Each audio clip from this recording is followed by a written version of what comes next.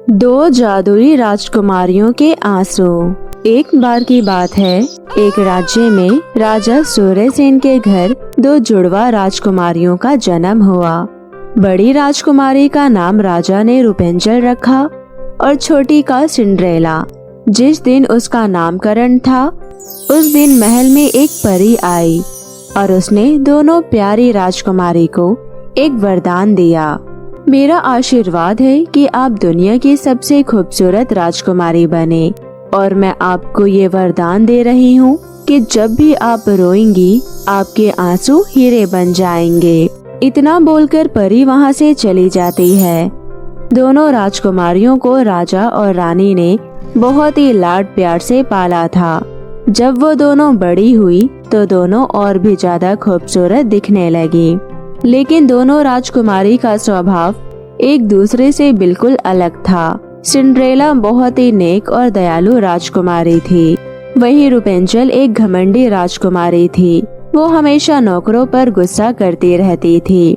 एक बार एक नौकरानी के हाथ से गलती से पानी का ग्लास छूटकर रूपेंजल के कपड़ों पर गिर गया। तुम्हारी हिम्मत कैसी हुई मुझ पर पानी गिराने की? तुम्हें पता नहीं, ये मेरा सबसे पसंदीदा गाउन है। अब तुम्हें इसकी सजा मिलेगी। मुझे माफ कर दे राजकुमारी, मुझसे गलती से हो गया ये। तभी सिंड्रेला वहाँ आती है। इन्हें माफ कर दो बहन, इसे गलती से पानी गिर गया। अब जाओ, जल्दी से दूसरा गाउन पहनकर तैयार हो जाओ। पिताजी के द्वारा रखा हुआ समारोह शुरू होने वाला है। अब जाओ, मैं तुम्हारे लिए प्यारे प्यारे फूल लेकर आती हूँ। आज तो मैंने तुम्हें माफ कर दिया, आगे से अगर गलती हुई तो तुम्हारे हाथ काट दूंगी, समझी? इतना बोलकर रूपेंजल वहाँ से चली जाती है। क्या तुम ठीक हो? जी, आपका बहुत बहुत धन्यवाद राजकुमारी जी। राजा सूर्यसेन अपनी दोनों बेटियों से बहुत प्यार करते थे, इसलिए उन्होंने अपनी दोनों बेटियों को खुद ही अपना जीवन साथी चुनने का मौका दिया। आप दोनों राजकुमारियां खूबसूरती के साथ समझदार भी हो गई हैं, इसलिए मैं आप दोनों को अपने लिए उपयुक्त जीवन साथी चुनने का अनुमति देता हूं। आपके 19वें साल के जन्मदिन पर आप दोनों उस लड़के को हमारे सामने लेकर आइए जो आपको लगे कि वह आपके पति बनने लायक है। जी पिताजी। और फिर ऐसे ही वो दिन भी आ ही गया। आज दोनों राजकुमारियों का 19वां जन्मदिन था। राजा ने उस दिन एक बहुत ही बड़ा समारोह आयोजित किया था। राजा के आज्ञा के अनुसार दोनों राजकुमारी अपने होने वाले पति को राजा के पास लेकर आई। राजा ने रूपेंजल के पास खड़े अच्छे कपड़े पहने हुए युवक की तरफ देखा और कहा, तुम काम क्या करते हो? महाराज, मैं राज्य के सबसे अमीर व्यापारियों का बेटा हूँ। उसके बाद राजा ने उसकी तरफ देखा जिसे सिंड्रेला ने चुना था। और तुम क्या करते हो? महाराज, मैं एक चरवाहा हूँ। सिंड्रेला, आप तो इतनी समझदार और इतने शाही खानदान से हैं, आप एक चरवाहा को अपना पति कैसे चुन सकते हैं? आने वाला समय में आपका जीवन बहुत ही कठिन रहेगा। महाराज, हालांकि मैं एक चरवाहा हूँ, लेकिन मैं सिंड्रेला से बहुत प्यार करता हूँ और मैं अपने जीवन की कसम खाकर कहता हूँ कि मैं राजकुमारी को हमेशा खुश रखूंगा। कृपया मुझ पर विश्वास करें और मुझे मेरी सिंड्रेला दे दे। पिताजी, मैं गरीबी से नहीं डरती, हम एक दूसरे से सच्चा प्यार करते हैं। आपने हमें अपने पति चुनने का अनुमति दिया था, कृपया आप अपना वादा निभाएं और हमें आशीर्वाद दें। राजा को सिंड्रेला द्वारा चुना हुआ लड़का बिल्कुल भी पसंद नहीं आया, लेकिन अपने वादे के मुताबिक राजा को अपने दोनों बेटियों की शादी उसके पसंद के लड़के से करनी पड़ी। मैं अपनी दोनों अनमोल बेटियां तुम दोनों को देता हूँ, कृपया मेरी बेटी को खुश रखना। मुझे उम्मीद है कि आप दोनों अपना खुशहाल जीवन जिएंगी और हाँ, मैं तुम दोनों को अपनी अनमोल बेटियां देती हूँ। कृपया उनका बहुत अच्छे से ख्याल रखना और उन्हें हमेशा खुश रखना। दोनों राजकुमारियों की भव्य शादी एक ही दिन हुई और अगले दिन उन दोनों के पति अपने साथ दोनों बहन को अपने घर ले गए। 1 साल बाद राजा अपनी दोनों बेटियों का हालचाल जानने के लिए उनके घर गए। वे सबसे पहले अपनी बेटी रूपेंजल के घर गए। रूपेंजल एक बहुत ही आलीशान घर में रह रही थी। रूपेंजल का पति रूपेंजल के आंसू बेचकर बहुत अमीर हो गया था। उनके वहाँ राजा का बहुत अच्छे से स्वागत किया गया। राजा रुपेंजल को देखकर बहुत ही खुश हुआ, क्योंकि रुपेंजल के परिवार वाले पहले से और भी ज्यादा अमीर हो गए थे। आपने हमें बता दिया होता, हम लेने आ जाते। कोई बात नहीं, बस आप लोग खुश हैं, इसी में मैं बहुत खुश हूँ। मुझे आप लोगों को इतना खुश और समृद्ध देखकर अच्छा लगा। रुपेंजल से मिलने के बाद राजा अपनी छोटी बेटी सिंड्रेला से मिलने के लिए निकल पड़ते हैं। राजा जब सिंड्रेला के घर पहुँचे तो उन्होंने देखा कि उनकी प्यारी बेटी सिंड्रेला एक छोटे से गरीब घर में रह रही है। ये देखकर राजा को बहुत गुस्सा आता है। अरे पिताजी, आप हमें बिना बताए यहाँ आ गए। अगर बताकर आता तो फिर तुम्हें इस तरह खराब स्थिति में काम करते हुए देख नहीं पाता। उसी समय सिंड्रेला का पति भी काम से घर आ जाता है। राजा को देखकर वो उन्हें प्रणाम करता है। पिताजी, आप पहली बार हमारे घर आए हैं, कृपया अंदर आइए, हम आपके लिए खाना बनाते हैं। उसकी कोई जरूरत नहीं। पहले ये बताओ, मेरी बेटी को इतनी गरीबी में रखने की तुम्हारी हिम्मत कैसे हुई? मेरी बेटी के एक आंसू से तुम बहुत बहुत अमीर हो सकते थे, फिर भी तुम मेरी बेटी को इस हालत में रख रहे हो। पिताजी, आपकी बात तो ठीक है, लेकिन मैं सिंड्रेला के आंखों में आंसू नहीं देख सकता। मैं चाहता हूँ मैं उसे अपने मेहनत से काम करके खिलाऊं और खुश रखूं। हाँ पिताजी, मैं इनके साथ बहुत खुश हूँ, मुझे कुछ नहीं चाहिए। ठीक है, जब तुम्हारी यही इच्छा है तो मैं इसमें कुछ नहीं कर सकता। राजा वहाँ से चला जाता है। सिंड्रेला का पति हर दिन सुबह सुबह भेड़ चराने के लिए जाता था और सिंड्रेला घर में रहकर भेड़ों के ऊन से गर्म कपड़े बुनती थी। फिर वो उन्हें बाजार में बेचा करती थी। सिंड्रेला के बनाए कपड़े बहुत अच्छे होते थे। सिंड्रेला और उसके पति के दयालु स्वभाव की वजह से उनके कपड़े बहुत जल्दी बिक जाते थे। ऐसे ही धीरे धीरे वो बहुत अमीर हो गए। फिर उन्होंने अपना एक बहुत बड़ा घर खरीदा और अधिक भेड़ भी खरीद ली। उनका काम बहुत ही अच्छा चल रहा था। वे लोग बहुत ही खुश थे। लेकिन अजीब बात थी कि सिंड्रेला के आंखों में काफी दिनों से अक्सर बिना किसी कारण के दर्द रहता था। डॉक्टर भी उनका दर्द का कारण नहीं पता लगा पा रहे थे। इनकी आंखें तो बिल्कुल ठीक हैं। सॉरी, मैं इनके दर्द का कारण नहीं पता लगा पा रही हूँ। इनकी सारी रिपोर्ट नॉर्मल है। फिर एक दिन राजा ने महल में समारोह रखा और अपनी दोनों बेटियों को आमंत्रित किया। समारोह में बहुत सारे लोग इकट्ठा हुए।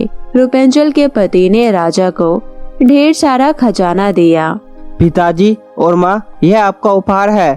आपका बहुत बहुत धन्यवाद। पर मेरी बेटी रुपेंजल कहाँ है? माँ, मेरी पत्नी की आज तबीयत थोड़ी ठीक नहीं है, इसलिए वह समारोह में नहीं आ सकी। उसके बाद सिंड्रेला के पति ने राजा और रानी के लिए अपने खुद के हाथों से बनाए हुए कपड़े उपहार में दिए। मेरे पास बहुत से कपड़े हैं, मुझे इसकी कोई जरूरत नहीं है, आप इसे अपने साथ ले जाइए। समारोह में राजा ने सिर्फ रुपेंजल के पति से ही बातें की। उन्होंने सिंड्रेला के पति की तरफ ध्यान भी नहीं दिया। तभी सिंड्रेला की नजर रुपेंजल के पति द्वारा दिए गए उपहार की तरफ गया। ये तो हमारे आंसू से बनने वाला हीरा है, हो ना हो रुपेंजल जरूर किसी मुसीबत में है। सिंड्रेला ने अपने पति से इस बारे में बताया। मुझे लगता है ये आंसू मेरी बहन के आंखों के आंसू हैं और बिना मतलब के मेरे आंखों में दर्द होने का मतलब है वो किसी बहुत बड़ी मुसीबत में है। अगर ऐसी बात है तो हमें उसे मिलना जाना चाहिए। दोनों पति और पत्नी रुपेंजल से मिलने उसके घर पहुँचे, लेकिन उसके घर में ताला लगा हुआ था। सिंड्रेला के पति ने ताला तोड़ दिया और फिर दोनों घर के अंदर चले गए। काफी ढूंढने के बाद एक कमरे में से किसी के रोने की आवाज आ रही थी। उसने देखा कि रुपेंजल एक जेल में बंद है। रुपेंजल, मैं हूँ सिंड्रेला, तुम्हारी बहन, और ये तुम्हारी क्या हालत हो गई है? सिंड्रेला, तुम यहाँ कैसे आ गई?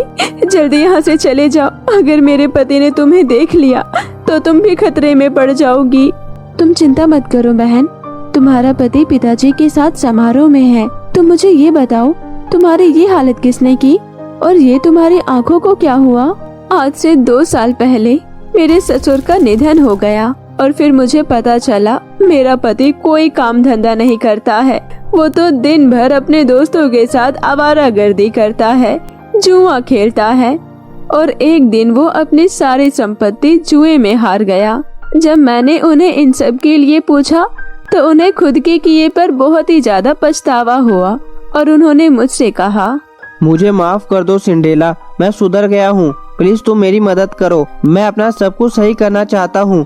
तुम रो और तुम्हारे आंसू से जो हीरे निकलेंगे मैं उसे बेचकर अपना बिजनेस फिर से स्टार्ट करूँगा। और मुझे उस पर दया आया और मैंने उसकी मदद की, लेकिन वो नहीं सुधरा। उसने मुझसे झूठ कहा था। फिर एक दिन गुस्से से मैंने उससे कहा, मैंने तुम्हें बहुत मौके दिए लेकिन तुम नहीं बदले।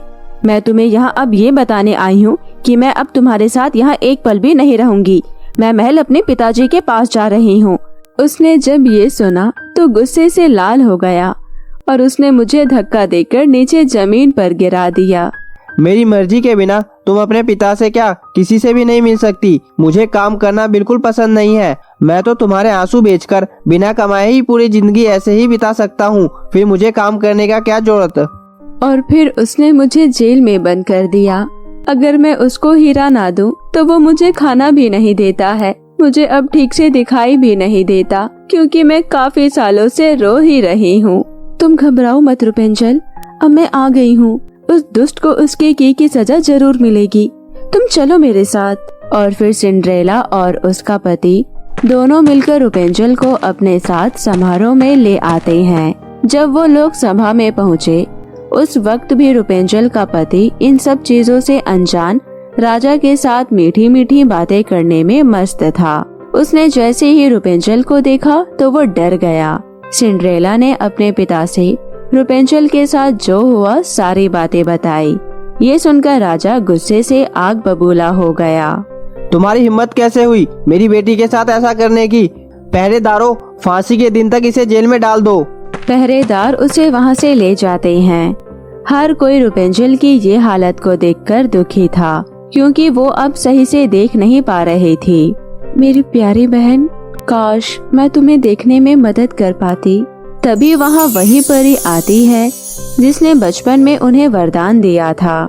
मुझे सब कुछ पता चल गया है कि रुपेंजल के साथ क्या हुआ और मैं ये भी जानती हूँ कि अब आप लोग क्या चाहते हैं। एक उपाय है जिससे रुपेंजल की आंखों की रोशनी फिर से वापस आ सकती है।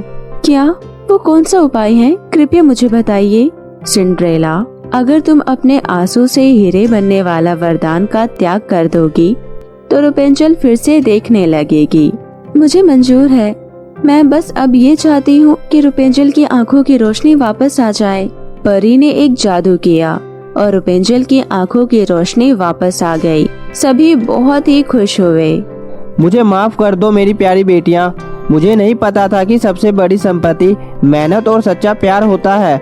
अगर धन हो प्यार ना हो तो सब व्यर्थ है। फिर सभी खुशी खुशी रहने लगे। तो मेरे प्यारे दोस्तों, कैसी लगी आपको मेरी ये कहानी? मुझे कमेंट करके जरूर बताएं और इसे अपने दोस्तों के साथ भी शेयर करें। और हाँ दोस्तों, अगर आपने अब तक मेरे चैनल को सब्सक्राइब नहीं किया है तो जल्दी से नीचे लाल बटन दबाकर अभी कर ले। तो मिलती हूँ आपसे फिर किसी नई कहानी के साथ। तब तक के लिए आप अपना ध्यान रखें। धन्यवाद।